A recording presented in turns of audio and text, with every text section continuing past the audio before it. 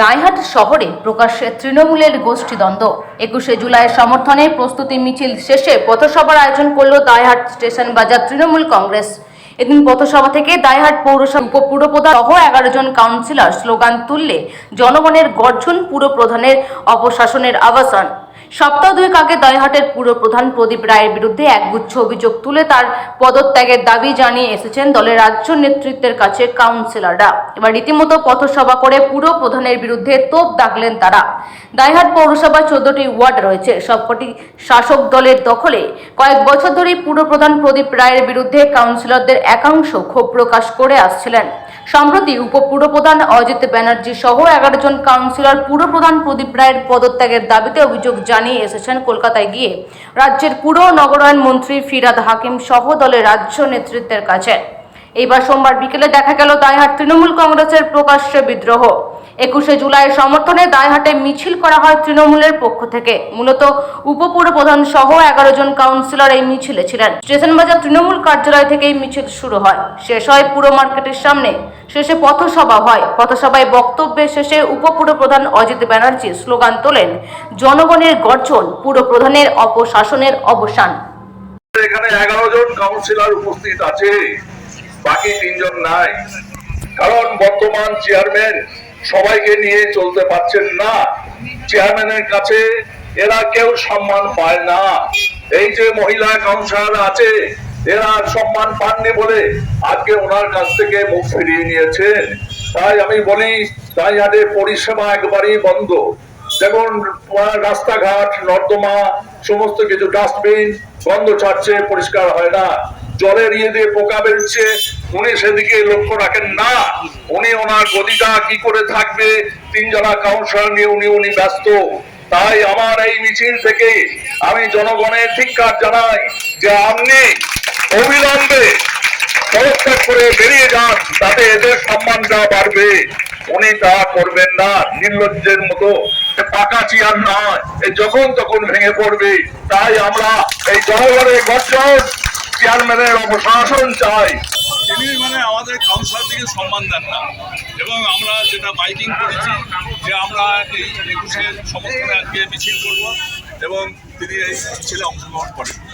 সেই জন্য আমি চাইছি যে ওনার পদত্যাগ চাই। যে বলে এসেছি, আমরা ফিরহাদ হাকিমকে এবং সুব্রত বক্সিকে প্রত্যেককেই বলেছি ঘটনাটা, যে একটা 3টে কাউন্সিলরকে নিয়ে ইয়ে করা যায় না, ভোট চালানো যায় না। একদিকে 11টা কাউন্সিলর, একদিকে 3টে কাউন্সিলর। নিজের ইচ্ছা মতো করাও হয় না, 5 জন ছাড়া করাও হয় না।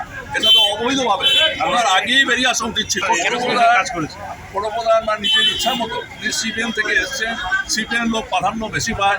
আমার তৃণমূলের কেউ যদি জায়গায় একটা স্থিতি বলে যাবে, উনি দেন না, কাউকে সুবিধায় দেন না।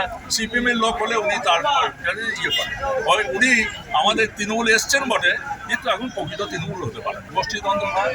এখানে তো মেন এত বড় মিছিল আমার জীবনে এত বছরে আমি দেখিনি। সবাই স্বতঃস্ফূর্তভাবে এসেছে, কাউকে ডেকে আনতে হয়। কাজ কি করা হবে? সে দলের কাউন্সিলরদিকে সম্মান দিচ্ছে না, দলের কাউন্সিলরদের দিয়ে কাজ করছেন না, তাদের কথা শোনেন না। যে কলকাতায় যাচ্ছেন, উনি চুপি চুপি কি করছেন, সেটা আলাদা মত। আমাদের যারা আছে নেতা, জন্য নয় তো, উনি নিজে পরিষেবা দিতে পারছেন না। উনি এসেছেন, উনি 3 বার তো ভাইস চেয়ারম্যান ছিলেন সিপিএম, ওটাকে চেয়ারম্যান করেছিল, জানে চালাতে পারবেন না। উনি অ্যাকচুয়ালি চালাতে পারছেন না, উনি ছেড়েও দিচ্ছে না। এদের চাপে কয়েকজন আছে, তাদের চাপে উনি ছাড়ছেন। আমরা পরিষ্কার বুঝতে পারছি। আমার নাম অজিত ব্যানার্জি, আমি দীর্ঘ 25 বছর এখানকার কাউন্সিলর এবং বর্তমানে আমি ভাইস চেয়ারম্যান। আমাদের পৌরসভা ঠিকমতো পরিচালনা হচ্ছে না, তার জন্য আমরা চেয়ারম্যানের অপসারণ চাই। ঠিকমতো সবকিছু না জানিয়েই সবকিছু করা হচ্ছে, তার জন্যই আমরা আমাদের যারা আছে আমাদের ওয়ার্ডে, তারা সবাই বলছে যে আমরা ঠিকঠাকভাবে কাজ করছে না ওরা চেয়ারম্যান, তার জন্যই আমাদের পরিষেবা পাচ্ছে না, সম্মান পাচ্ছে না, আমরাও সম্মান ঠিকঠাক পাচ্ছি না। জানিয়েছি, তারাই খুব বলতে হবে। আমাদের যেটা বলা সেটা তো আমরা বললাম, কি করছে প্রত্যেক ওয়ার্ডে লোক দিয়ে বারণ করছে। এটা তো তৃণমূল দলেরই মিটিং, এটা আমরা সহিষ্ণুভাবে প্রত্যেকবারই করি। কিন্তু উনি কি করছে, উনি সব ওয়ার্ডে লোক দিয়ে বারণ করছে এই মিটিংয়ে যাবে না। এটা কি দলবৃত্তি কাজ হচ্ছে না? আর উনি তো লোকসভা ভোটে বিজেপির হয়ে কাজ করেছেন। আমার নাম অসীম ঘোষ, 8 নম্বর। আমাদের না জানি, এটা তো আমি দলের অনুমতি ছাড়া কোনো জায়গায় যাই না। আমার এখানে দলের যদি জেলা সভাপতি আমাকে বলতেন এরকম সিট কর্নার হবে আপনি যাবেন, আমি নিশ্চিতভাবে যেতাম। আমার এইখানকার দাঁইহাট শহর তৃণমূলের সভাপতি রাধানাথ ভট্টাচার্য যদি আমাকে বলতেন আমি নিশ্চিতভাবে যেতাম। তারা আমাকে কোনো কথা বলেননি যে আজকে স্ট্রিট কর্নার হবে, আমি তাও জানতাম না। আমি তো এই একটু আগে পৌরসভা থেকে এলাম, এসে বাড়ি এসে একটু বিশ্রাম করে এবার বেরোবো। আমি জানতামও না যে এরকম ঘটনাটা ঘটবে। এবং তারা আমাদের দলীয় কোনো কিছু বলতে গেলেই তাদের সম্পর্কে আমাকে বলতে গেলে বলো তো আপনারা তো আপনার দলেরই লোক বলতে পারে। তাদের এখন হয়েছে, তারা যে কোনোভাবে অন্য কিছু চাই না, তাদের গদি চাই। খুবই খারাপ, খুবই খারাপ। বর্তমান যুগে বর্তমান সময়ে এইরকম ছবি আসা উচিত নয় কখনো। মানে যদি আমি এখনো মনে করি যদি আমার জন্য দলের ক্ষতি হয় আমি একেবারে সঙ্গে সঙ্গে চলে যাব। দল আমাকে নির্দেশ দিলেই আমি চলে যাব। আমি এরকম চাই না। আমার এগুলো ভালো লাগছে। আপনাদের ঘুরে দেখুন, তবে কিছু কিছু জায়গা আবর্জনা থাকতে পারে। মানে আমাদের এখানে 14টা ওয়ার্ডে যতজন কর্মী থাকা দরকার ততজন ওই কনজারভেন্সি লেবার তত পাওয়া যাচ্ছে না। আমি তো তবু অনেক বাইরে থেকে অনেক লেবার জোগাড় করে সেখানে কাজকর্ম করছি। এবং আমাদের ম্যান্ডেট দিয়ে দিয়েছে 15 তারিখ থেকে 20 তারিখের মধ্যে সমস্ত ড্রেন পরিষ্কার করতে হবে। ওনাদের কাছে বোধহয় সেই ম্যান্ডেট নেই, সেই জন্যই ওনারা এরকম বলে বেড়াচ্ছে। যদি তাই থাকতো জঞ্জাল পড়ে থাকা, তাহলে কি ওরা সেই অংশীদার নয়? শহরের উন্নয়নের অংশীদার তো ওনারাও।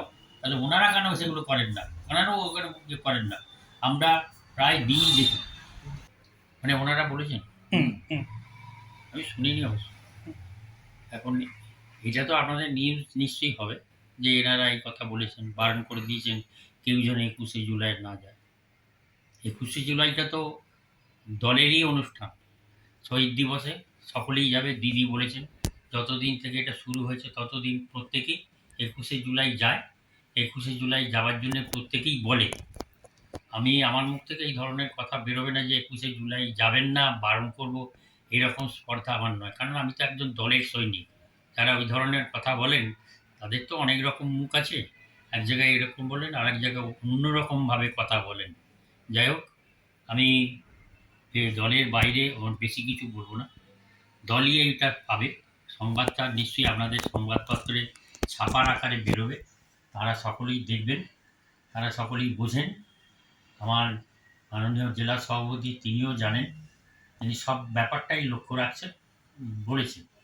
এটা ওনাদের মন্ত্রীদের কাছেও তারা যে কথাগুলো লিখে এসছেন সেগুলোও তারা বলেছেন।